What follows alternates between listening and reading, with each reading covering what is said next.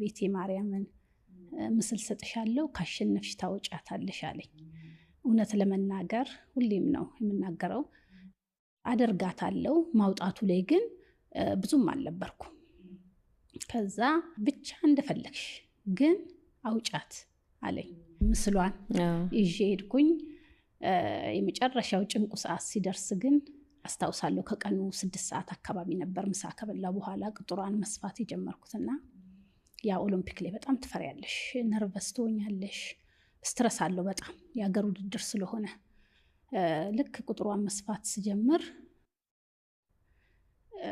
በቃ ዛሬ እንዳወጣሽ አውጭኝ አልኳት።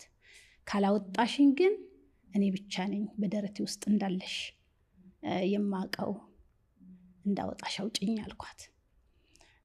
በሚገርምሽ ሁኔታ ግን በትክክል አውጥታኛለች። ውድድሩ በጣም ከባድ ነበር። በጣም ከባድ ነበር። እኔ በ2011 9 ላይ አካባቢ አንዳንድ ጊዜ መንገራገጭ ነገሮች ነበሩ። በዛም አመት የበጋዎቹ ውድድር ላይ ትንሽ ወረድ የማለቱ ነገር ነበር እና ኮንፊደንስንም ትንሽ ሉዝ አድርጌ ነበር።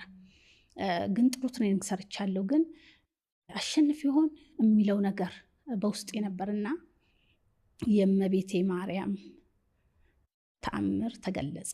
እውነት ለመናገር ነው የምነግርሽ፣ የተወሰነ ዙር ሲቀር በጣም ደክሞኝ ነበር። በጣም ኃይለኛ ኪክ እየተደረገ ነበር ውድድሩ ላይ። በጣም በቃ የሆነ ለመቅረትም ለመሄድም የምትዩ እንግዲህ እንደወደድ ካልኩኝ እየሮጥኩኝ ደስ ይላል።